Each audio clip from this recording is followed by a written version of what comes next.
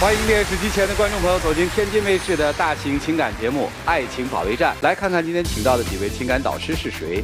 他们是情感导师于博宏老师，欢迎；情感导师曲伟老师，欢迎；情感导师严品红老师，欢迎；情感导师新唐米娜老师，欢迎。接下来的时间，让我们一起来分享一下4位老师的人生智慧，看看他们如何帮助我们的嘉宾朋友走出情感困惑。请看大屏幕。我因为原生家庭的问题，从小就是一个被忽视和牺牲的孩子，很没有安全感。我认识他的时候，正好是他比较郁闷的时候。我一直知道他从小不容易。我们结婚以后，我希望一个新的家庭可以关心我、爱护我，但是却事与愿违。他是一个敏感的人，跟我母亲确实发生了几次摩擦，我也不知道怎么去劝他。我就希望能够得到一个家庭的重视，把我真真正正当家人。有请这对夫妻，有请。男嘉宾杨先生40岁，来自四川职源；女嘉宾王女士36岁，来自四川销售。有请两位，有请。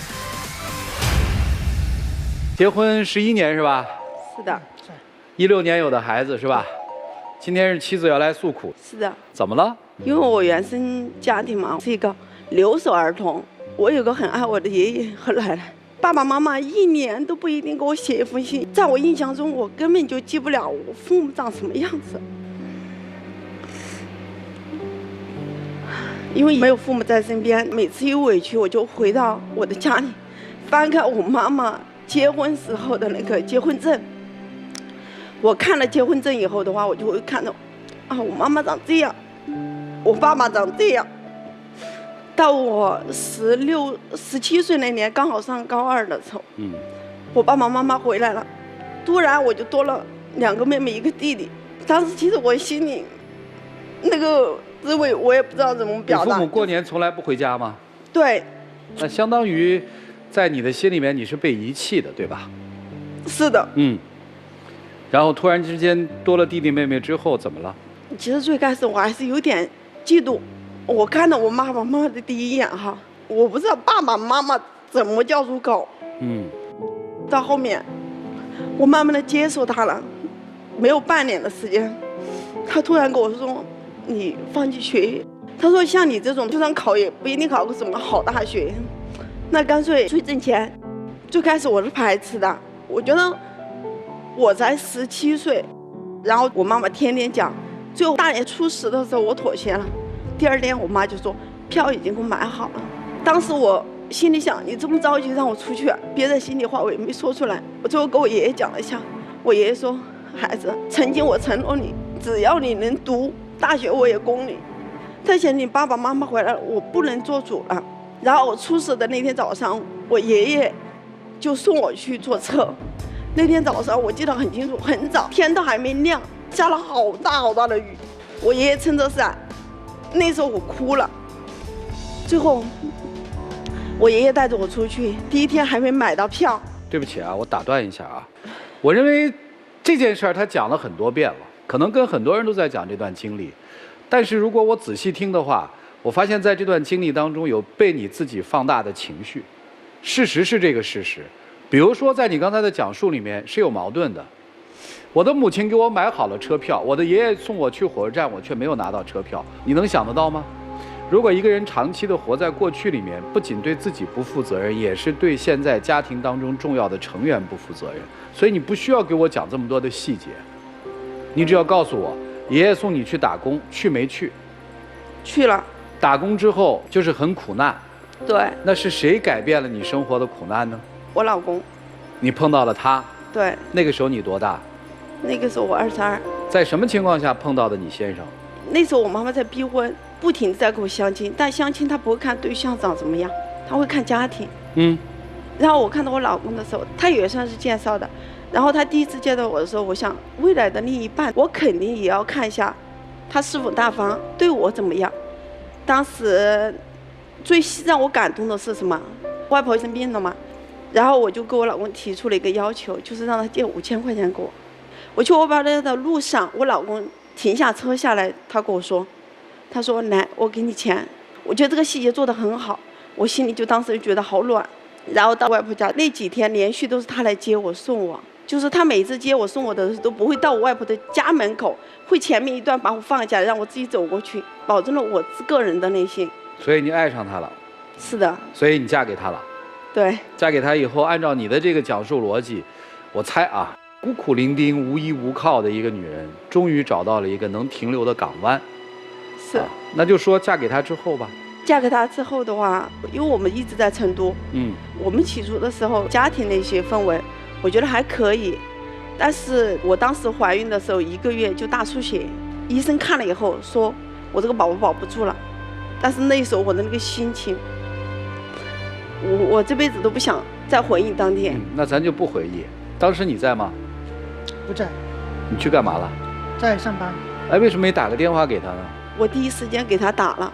他没有第一时间到，但是下午的时候来了。我做手术的前一刻，医生告诉我，因为当天上午我吃了排骨，比别人就是生命危险要多一点，就是怕那个吐。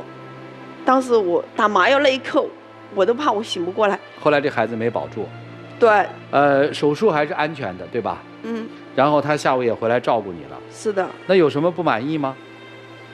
有啊。没有第一时间赶到。对。这就是变化。种下了一个种子啊，从爱到恨的开始，是吧？是。来，我们再往后听，还有什么事儿？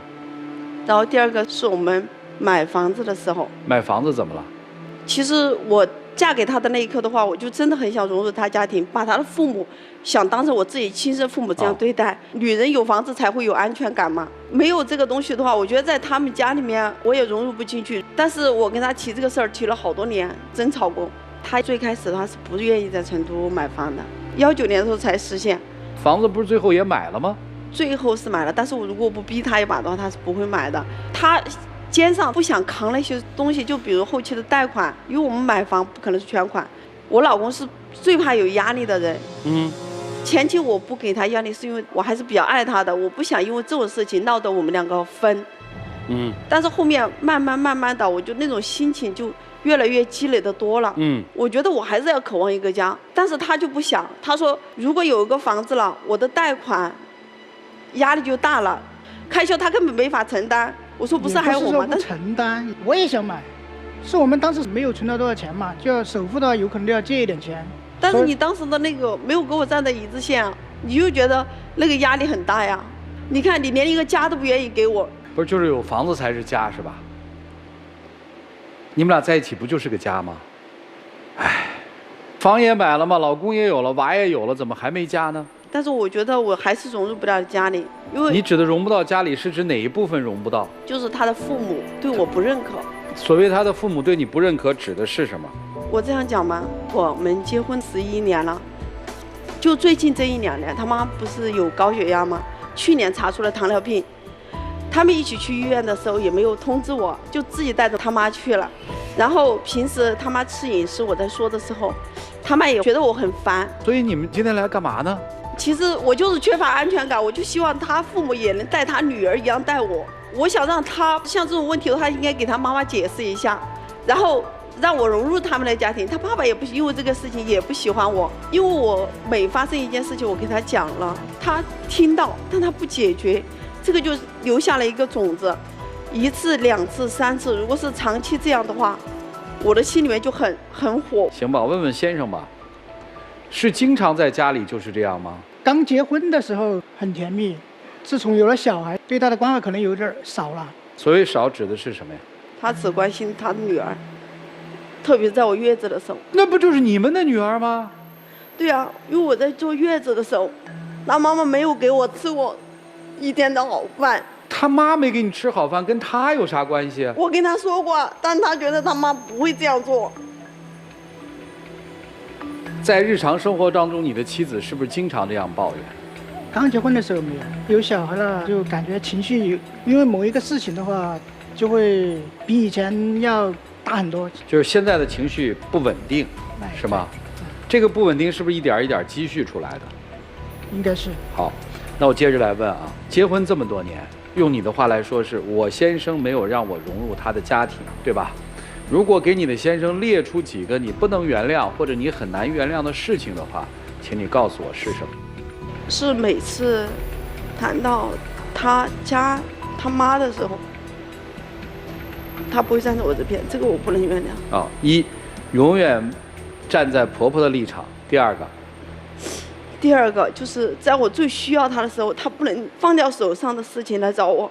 好，在你最需要他的时候，他不能及时出现。这个我们只听到了一件事情，就是在您流产的时候，您希望他马上来，他没有及时赶到。但是在你手术前下午的时候，他也来了，是吧？除了这件事，还有什么事情是你在需要他的时候，他不能及时赶到？在月子的时候，还有我就是快临盆的时候。在月子里的时候，他没伺候月子，谁在伺候？我婆婆。那不是婆婆在伺候吗？问题我婆婆伺候的不好，丈夫不在身边。对。啊，第三个，她不能及时赶到，是您生孩子的时候。对。你在干嘛？生孩子我回去了。前面他没有，因为我在那个羊水的时候，是我一个人坐车从老家到市里面去的，中途没有人，而且第二天的时候我住院了，他妈妈都没有来，我打电话给他，他最后才来。但是这种事情的话，我第一时间打电话，你应该第一时间回来。好，还有什么？我女儿去医院的时候，每次都是我一个人去的。对，为什么女儿去医院每次是她一个人去呢？因为她在上班。不是，你不都回答了吗？因为她在上班，那你的想法是？我的意思，你的工作难道比我们家人还重要吗？像这种最需要你的时候，你就应该出现。那我明白了。你告诉我，她讲她自己的这段经历，你听过多少遍？听过几遍。在什么时候她会讲？情绪不好的时候。那就是经常听，是吗？是吧？今天来的目的，我希望以后我需要他的时候，他能第一时间出现在我面前。你能够坦诚地告诉我最近发生了什么吗？在你心里，你可能没有说的，不愿意说的，你可以今天直接说出来。说一下最近的吧。去年我们把女儿接上来了，接上来以后的话，她妈妈也跟着上来了。我跟婆婆在一起，时间长了就发生了很多矛盾。说白了是婆婆来了，开始变了。也是。婆婆没来，闺女儿不在，你们俩二人世界的时候还好，是吧？对。哎，我来推你的想法，正常的想法是，女儿回来了，一家团聚了，对吧？我希望跟婆婆搞好关系，婆婆也来了，那这不是正好是一个融入的最好时期吗？怎么在这个时候反而你变化这么大呢？情绪开始变得不稳定了呢？因为我们买房子，我婆婆出了钱，她一直觉得那个房子是她的，然后我的话就应该听从她的那种安排来。你不是住着呢吗？老太太又没说要把房子收回，房子的房本写的谁的名字？我们的。对啊，那你还在那儿较什么劲呢？因为我在一起了以后就会发生一些摩擦。你愿意跟人家当亲妈呀？亲妈来了，你干嘛要摩擦呀？你后悔嫁给你老公吗？有那么瞬间的时候后悔。你老公是个好老公吗？我觉得，除了他不站在我这边，其他都还好。你跟娘家还有联系吗？有。怎么样？他现在跟你岳父岳母的关系？也看不出不好，反正我觉得也是一家人那种关系。算一家人吗？我肯定心里面还是有点怨恨。所以你到底想怎样？我帮你翻译吧。不就想让他把你当成公主宠着吗？不就想这个家里你一家独大吗？不就想你说了什么都算吗？所以他对闺女儿好不行，他保持沉默不行，他对你的事情反馈慢了一点不行，他妈妈给这个房子出了钱，说两句小片汤话不行。我理解的对吗？你们家谁做饭？我老公。你们家谁做家务？我老公。晚上会出去应酬吗？以前会，最近很少。最近很少是为什么？以前因为出去嘛，没有小孩，可能会一个月。就是孩子接过来之后，就不去了。对。孩子现在带来了，谁管得多一些？小时候他管得多。现在也小啊，谁管得多？我管得多。小学还是幼儿园？幼儿园。谁接？现在接的话是他妈妈。谁送？我老公送的多一些。他做家务，他做饭，他送娃，他妈接娃，是吧？周末谁陪孩子玩？如果我在家，我就陪。显然是你老公和他妈陪得多。那您去干嘛去了呢？因为我经常出差。你一个月出多少天的差？20多天。你一个月出20多天的差，不在家是吗？他在家带着娃。你要求融入这个家庭，人家不接纳你，是吗？后悔娶这么个女人吗？不会。说实话。说实话。你是特爱她吧？爱她。你娶她的时候是不是觉得捡了个宝？是捡了个宝。你犹豫了哦，你迟疑了哦，你觉得你配得上她吗？配不上。从什么时候开始觉得配不上她？从有了小孩买房子以后。开始有了经济压力的时候。哎，对。觉得自己挣钱少。他会在你面前说别的什么人挣钱多吗？或者别人的老公怎么样吗？有时候会。听着刺耳吗？也不是很刺耳，很正常嘛，人跟人都不能比的嘛。你觉得在这个家里面是他需要更多的关心，还是你呀？他吧。你还有什么不知足的呢？我怎么觉得你一直是在蜜罐里啊？爷爷奶奶守护了童年青春期，先生守护了你进入到社会之后，您还有啥不知足的？我特想问一下，您作为一个母亲，孩子到了身边，您一个月要出差20多天，基本就不怎么着家。他和他的母亲带娃，他和他的母亲在一起生活，他也是为了这个家呀。因为买房的时候，我说我要给他承担一半，所以说我选择的工作不一样，性质不一样，我承担了家里的大经济。那不是你要买房吗？那租个房不是一样过日子吗？那不是你的选择吗？是我的选择，但是我觉得找老公是不是也要稍微找一个依靠？这个反向来说就是他靠不住嘛，你直接说嘛，我嫌你工作能力不行嘛，我嫌你不能挣钱嘛，你直接告诉他不就完了吗？你干嘛说什么关心啊，说什么融入啊？你被他打动不就是傻呵呵吗？稍微像曲总那么精明的商人，他能跟你一相亲给你递5000块钱，怎么可能嘛？就只有这样的人嘛，实实在在嘛，我喜欢你嘛。递你5000块钱的时候，不是觉得这人老实吧？有能力吧？你看那个年代，一下我开口借5000就借给我了。你当时相他的时候，你的目的纯吗？不就欺负人家老实吗？今天还这样，我看的可能不对啊，但是我听完的整个状态，我说句实话，我觉得这个家里面这个男人可能在受委屈。我们听听老师给你们这段婚姻一个什么建议吧。我特别希望你能珍惜这段婚姻。让我们一起进入丘比特问卷。这是一个曾经改变了你苦难的男人，但是经过这么多年的婚姻生活，他发现这个男人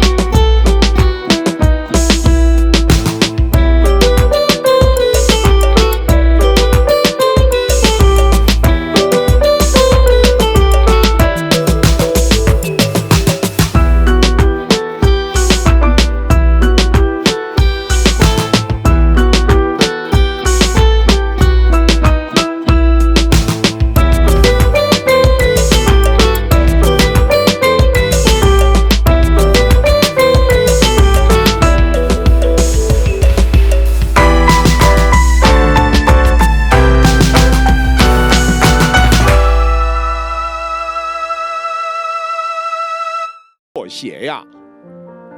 你为什么事事都要耿耿于怀，还还要到这里来评理。我最后告诉你，今天你没理，他理很多。谢谢。通常我们是因为生活当中的苦，所以心里才产生了怨，还是因为我们心里有怨，把这生活呀过得越来越苦？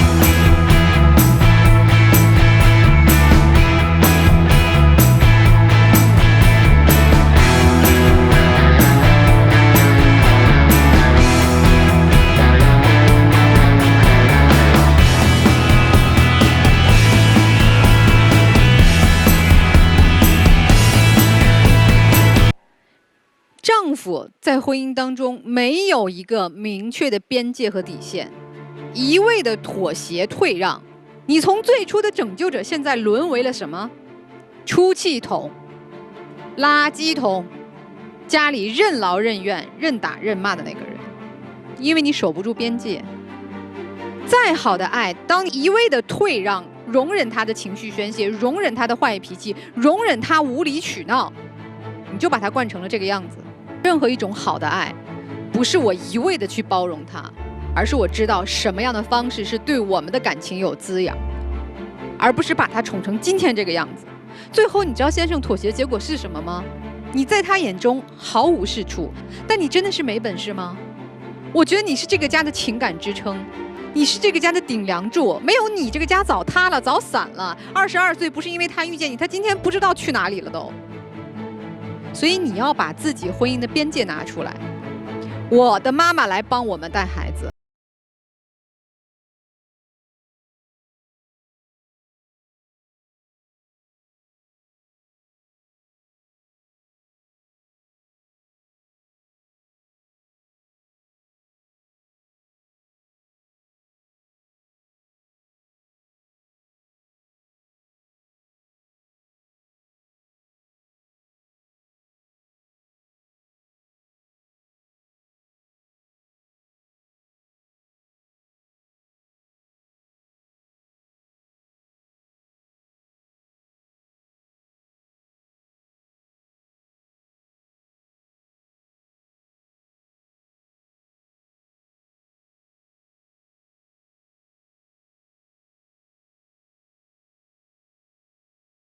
调整状态，回归生活的正轨，敬畏婚姻，好好前进。谢谢。这个其实就是留守儿童和隔代育儿的结果。为什么我非常不赞同把孩子扔在老家交给爷爷奶奶？因为孩子，特别是女孩子，怎么样的去经营一段亲密关系，其实是看着自己的父母的。他只有在自己父母在身边的时候，知道做丈夫的分工，做妻子的分工，他才能够在生活里头学会怎么面对亲密关系。你缺失了这个，您可能唯一能够学到的跟爱有关的东西，就是电视上的那一些发疯的、专注的，其实是不正确的亲密关系幻想。第二个呢，隔代带对于孩子来讲，很容易引发成孩子一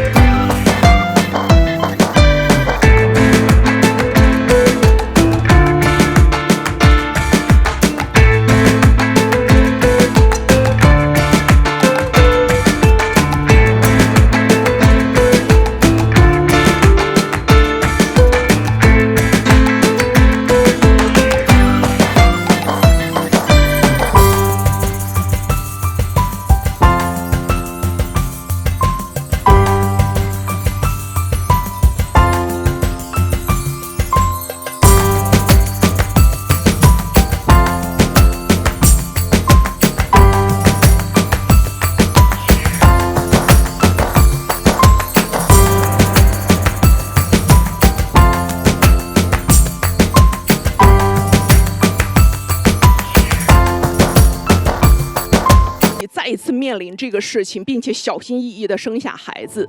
接下来，我想住好的房子，但我承担责任啊，我好好工作。所以在这一些地方上，他其实是个强有力的人，你可以的。你不用靠勒索，你就能得到你丈夫的欣赏，你也能得到我们的尊重和爱，你更能得到你女儿的崇拜。你不需要那些东西了，姑娘，好好想想吧。人的记忆特别有意思，为什么现在原生家庭之痛被很多人拿出来嚼舌头，就是因为躺平，精神躺平嘛。我要找一个让我自己说。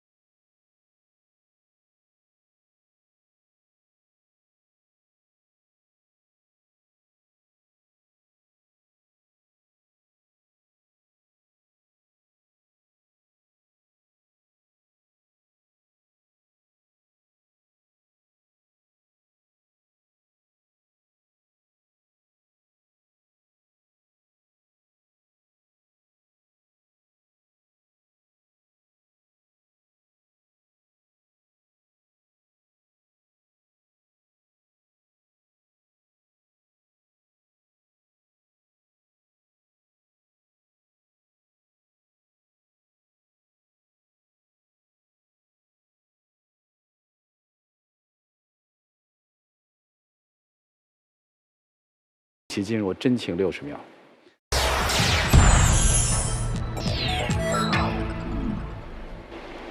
老婆，辛苦了，以后我会更加的呵护你，更加爱你。相信我，我会给你幸福的。老公，通过今天这个，我突然发现，确实有一些方面我做的不好。我希望以后我也能跟你承担一起做家务，一起做饭，一起孝敬你的父母。以后我也会更爱你。好的。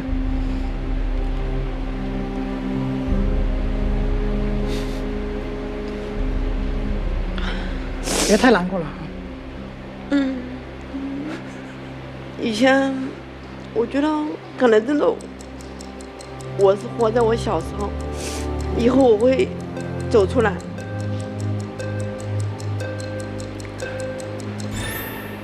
谢谢两位，请回吧，加油啊！来，请回。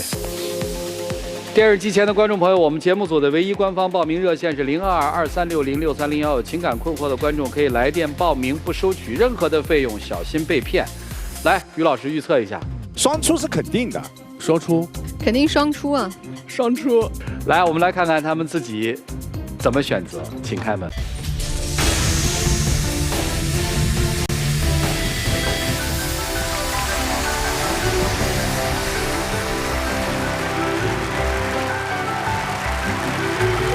来，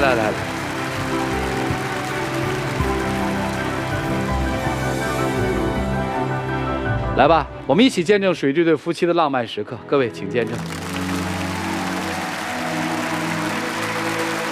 辛苦了，辛苦了。小翠，别想那么多不开心的。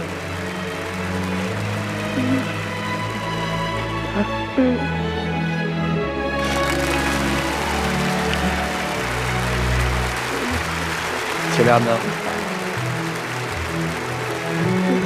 哎呀，谁希望天天抱了一个满脸流泪的人？你以后能不能不要哭，控制一下嘛，好不好？好。惜福，惜福，惜福！谢谢两位，请回，请回，谢谢你们，请回。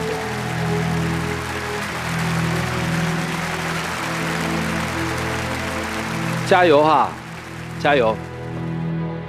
出来的那一瞬间，我特别观察了。小40岁的女人，脸上整个的表情是一个孩童的撒娇的表情。其实从某种状态上来说，米娜老师那个建议是对的，啊，如果实在还是那个，建议找更专业的人士去做一个调整吧。我们来了解一下下一对嘉宾的基本情况。我们家庭在10多年前发生了一个变故，让我们的生活都发生了很多改变。我母亲出了车祸，做完开颅手术以后，确实现在有一些后遗症。现在我们都住在一起，很多时候婆婆会无缘无故的给我发脾气，但是呢，因为她是病人，我呢也只好忍着。这件事确实没有办法，我母亲在我面前都很正常，但是发脾气的时候都是我媳妇儿受了委屈。我就希望她多给我一些正能量，多关心爱护我一些，要么我会被负能量压垮的。我这个人确实就是不懂浪漫，我内心是很感激她的，就是嘴上说不出来。有请这对夫妻，有请。男嘉宾郭先生43岁，来自四川酒店主管；女嘉宾刘女士42岁，来自四川销售主管。有请两位，有请。结婚了20年，老大19岁，老二才7岁。是。今天是您要来，对吧？对。今天要来的目的是要干嘛呢？我和我老公结婚20年。一直以来呢，其实我们感情挺好的啊。但是呢，因为10年前，我们家里呢发生了一次重大的变故，就导致了我们磨合呀，或者是一些不开心呀，都因此而起。所以说呢，我想走到这儿，让我们之间把这些事情聊出来、说出来，解决我们之间的一些不痛快吧。是你们之间不痛快，还是你不痛快？我不痛快。你想要什么？我想要我老公更理解我、关心我、懂我想要什么。关键是懂，是吧？对。行，那咱就从10年前的变故开始说起吧。10年前发生了什么？10年前呢，我婆婆出了一次很严重的车祸，做了2次开颅手术。这就算家庭变故的开始，是吧？对。这10年是一直你们在照顾，应该说整个家庭都在照顾，还有我父亲呢。刚开始是在老家，父亲觉得在城里来不习惯。有一天半夜，我母亲突发疾病，找朋友帮忙，给120打电话，先是送到县级医院，县级医院不收，又转到成都3甲医院去。这次病痊愈之后回家，然后就说还是住在一起吧，我父亲就同意了。那是哪一年的事儿了？12年了。那就在一起也10年了。对，挺不容易的啊。您接着说。婆婆因为她做了2次开颅手术，脑组织也会被取掉一部分，所以说她的智商、情商严重的受影响。你说她不知道吧？对我来说，我感觉她又是知道的。因为他在同一件事情上对待我老公和对待我，那就是2个极端。比如说，如果是早上我要上班，有些衣服需要手搓一下，我搓一下，然后丢到洗衣机里边。如果是我拿去放着的，我晚上下班回家，那衣服依然会在洗衣机里边。但是如果说这个衣服是我老公拿过去的，我们晚上回家，那一定是晾着的。所以心里不舒服是吧？委屈是吧？对，很委屈，因为这种事情也会发生很多。比如说像有时候我在家里边休息的时候，我不知道是婆媳这种天生的敌对，还是怎么回事，反正就是无缘无故的，就是要针对我。这里面就挺有意思了。其实这么一算就挺难的，怎么还想要老二呢？经历过这个事情之后，才要的老二。当初他在医院里面的时候，我一个人，家里、医院、交警队那一边，还有车主、工作，所有的事情都是需要我来做。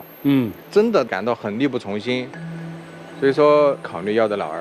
我们俩老了，一个孩子掰不动我们俩，对，要有2个孩子就可以分担一下了。对，要老二这个事情我是一直排斥的，因为我生我们老大的时候还是。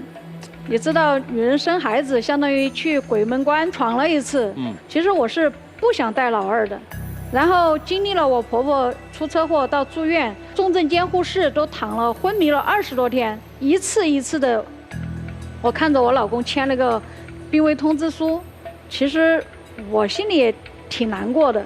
后面就是婆婆出院了过后，她说我们还是多要个孩子，总还是有个帮衬，然后我就同意生了老二。其实为人父母的人都知道，有一个孩子之后，这家里面就不一样，又热闹又累，更何况家里还有那么一个老人，所以你生完之后，那个孩子谁帮你带？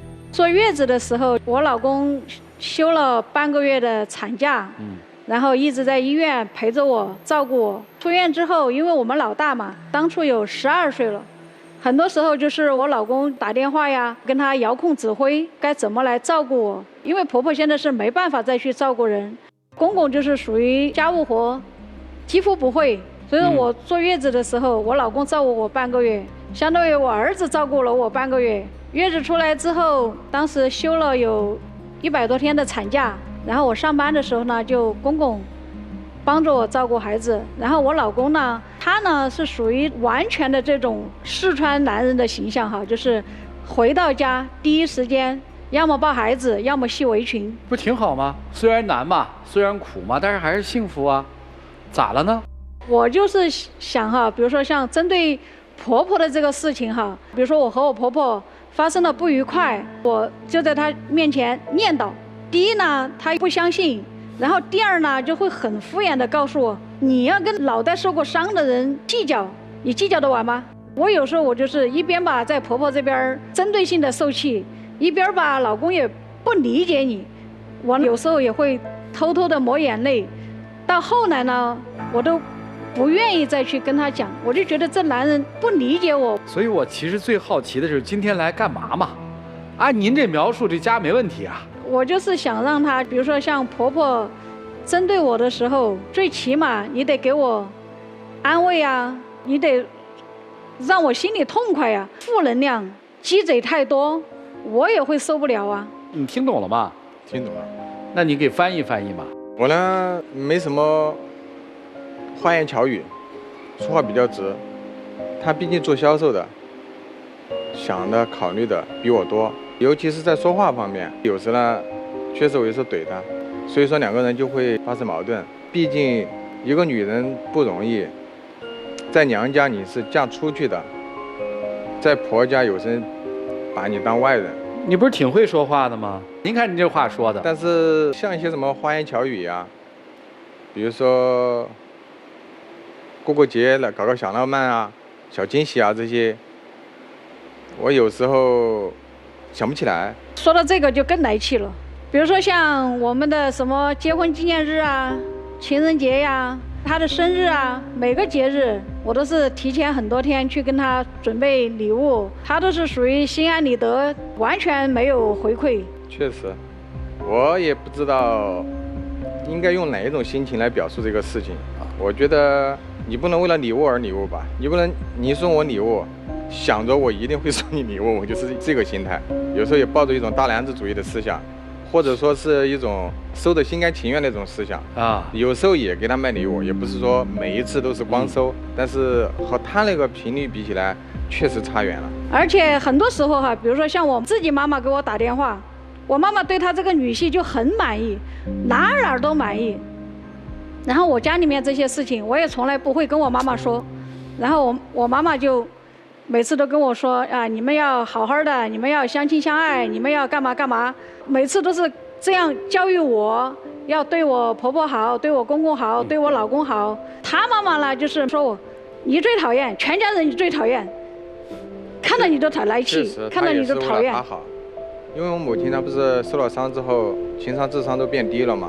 哎，别说你妈了，都明白，家里有老人，是不是受过那么大的伤，到了一定的岁数，常态，谁管他，他与谁为敌，谁跟他亲近，他就骂谁，谁离他远，他就不说，恰恰折射了一个现象出来。在这个家里面，真照顾你妈的，照顾比较多的应该是你媳妇儿。我说的对还是不对？对，确实是就是一个特点嘛。我大概已经听得个七七八八了。我有几个问题想问，你们家谁贡献大？应该都差不多吧。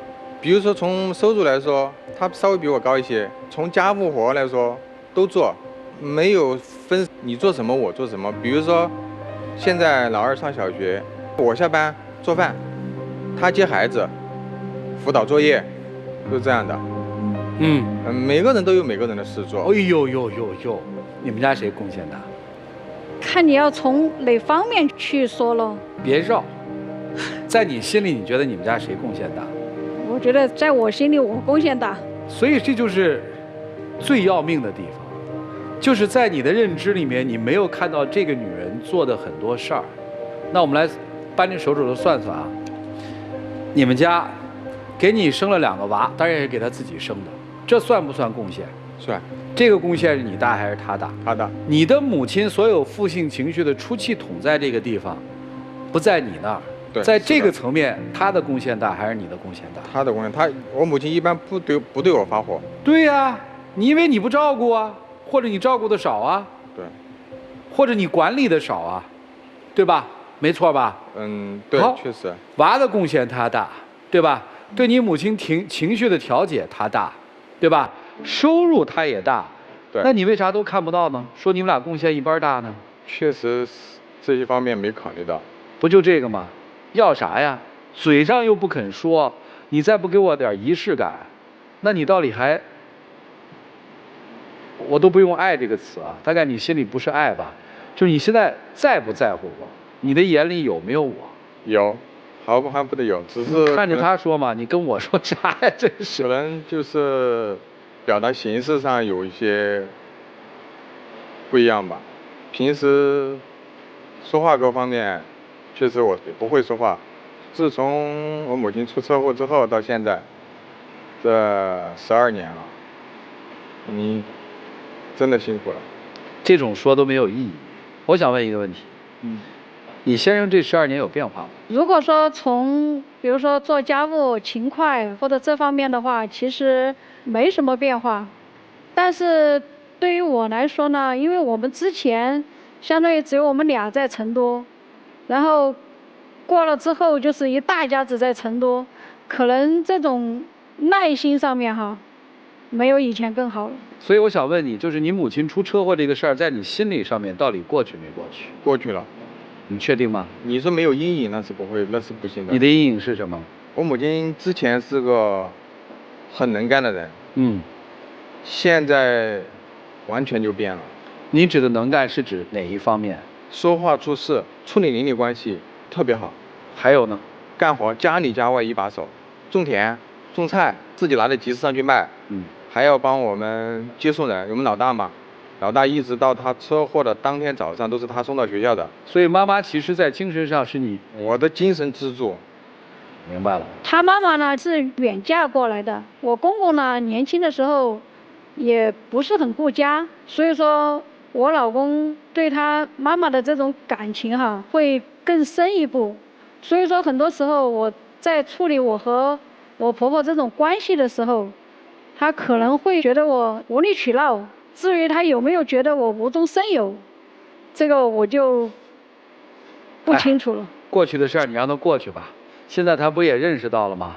我刚才说我能理解，就是我知道你这次来要的是什么，想把很多话说开挑破，对吧？对。但是你自己的所有话都含在嘴里。接下来请老师们给你们分析分析吧。来，让我们一起进入丘比特。妻子最大的悲哀，就是为这个家庭付出了全部，却得不到自己丈夫的安慰和理解。2次开颅手术的婆婆，在一个屋檐下生活10年，心中的难，心中的苦，她清楚，你应该清楚。对这样的妻子，起码的感谢和感恩是有的吧？她的要求并不高，我们能够感受到。在妻子受到委屈的时候，你给她的不只是安慰，甚至是指责、埋怨，总认为自己的妈妈是个病人，你不要和她一般见识，一切都是可以原谅的。但她是人呐，您能够感受她当时的那种委屈吗？她现在这样的一种状况，她真的需要有一个出气口。如果他的出气阀出了问题，我断言，你们婚姻的安全阀随之而来也会出问题。您三思。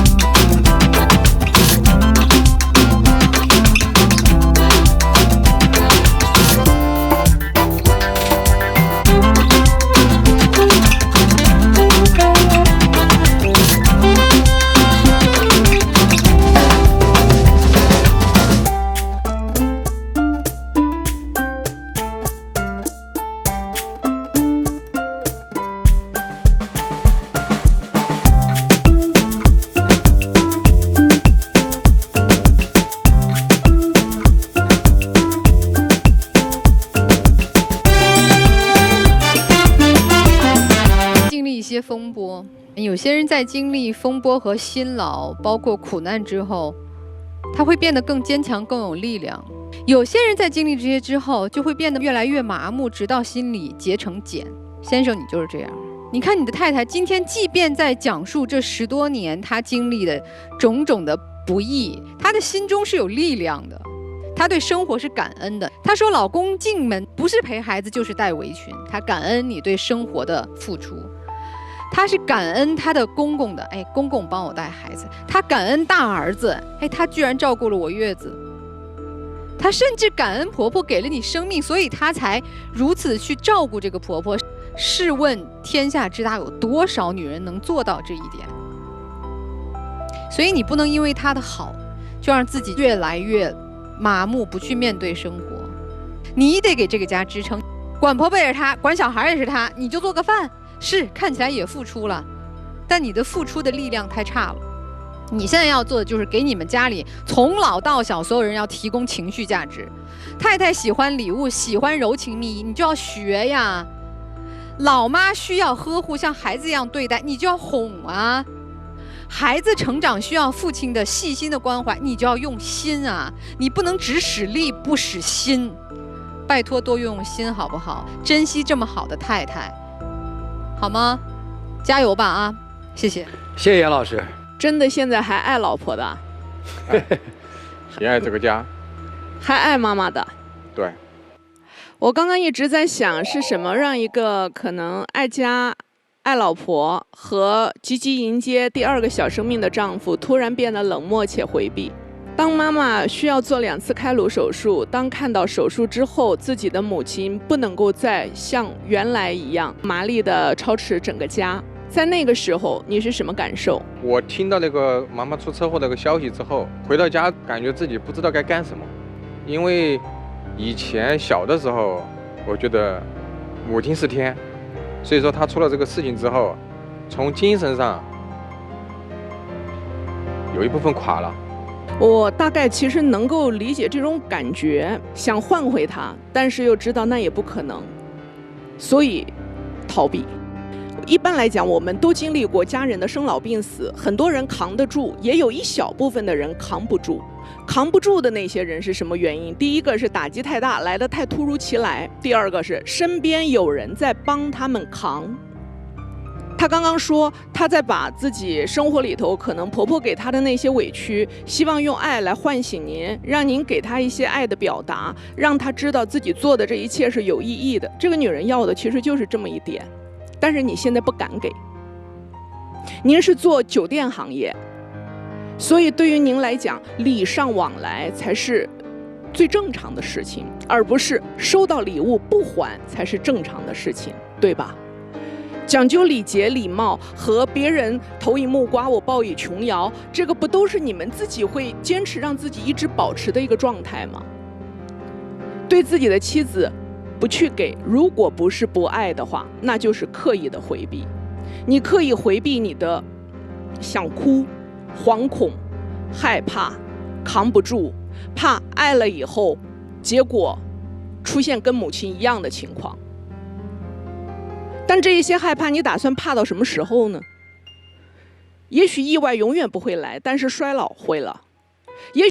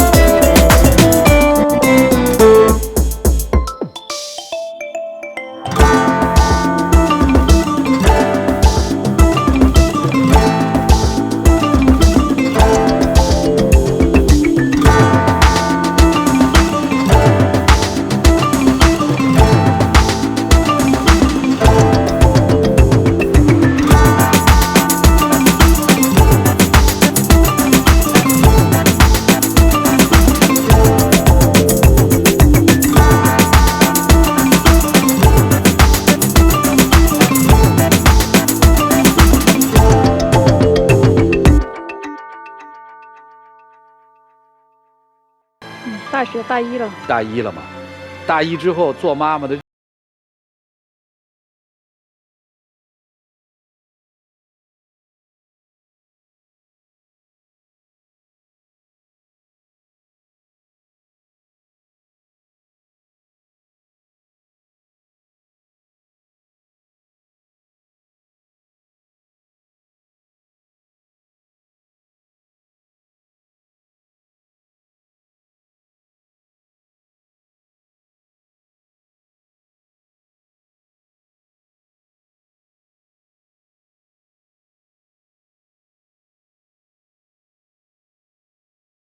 胃了，你得补胃回来。一起进入真情60秒。老婆，这么多年辛苦了，我也做的不对，希望在今后的日子里，我能慢慢改过来。你多给我一些机会。老公，我也特别能理解你从这种的不容易。反正我的想法就是，如果我爱你，我就爱你的一切。我呢也希望你能多理解理解我，咱们一起把咱们这个家经营得更好。让孩子、让父母、让咱们都能好好的。他现在也快崩溃了，不是只有车祸才会让一个人失去很多东西的。加油！谢谢两位，请回。电视机前的观众朋友，欢迎登录优酷视频收看节目的完整内容。好了，我们来看看老师们的点评吧。结果肯定是双出，但我想两个都是主管，就应该把自己的婚姻生活、家庭生活主管好。对，从他们的职业属性来看的话，明显女的应该对外嘛，那男的应该多对内贡献一些嘛，对吧？都是主管，都得抓起来啊！要双出，把该负的责任负起来，其实日子就能越过越好。谁不经历点事儿呢？来，我们看看他们夫妻怎么再相逢，请开门。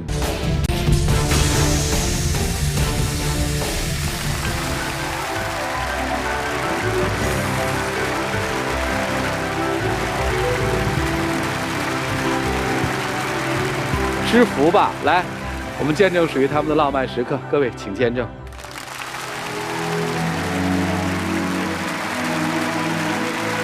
谢谢老婆，这么多年辛苦。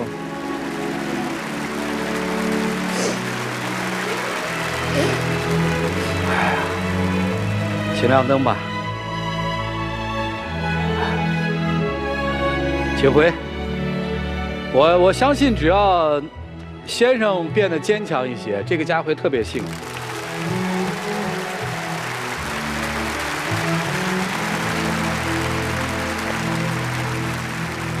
一个好的伴侣，到底会给一个人带来什么？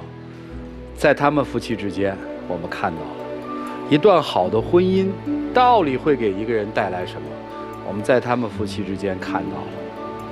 如果丈夫再能坚强一些，我相信这个家庭就是春暖花开吧。本节目由葵花药业独家冠名播出，修护胃黏膜认准葵花胃康灵。再一次感谢葵花药业对本节目的大力支持，同时也感谢电视机前观众朋友的收看和陪伴。我们下期节目再见，谢谢大家。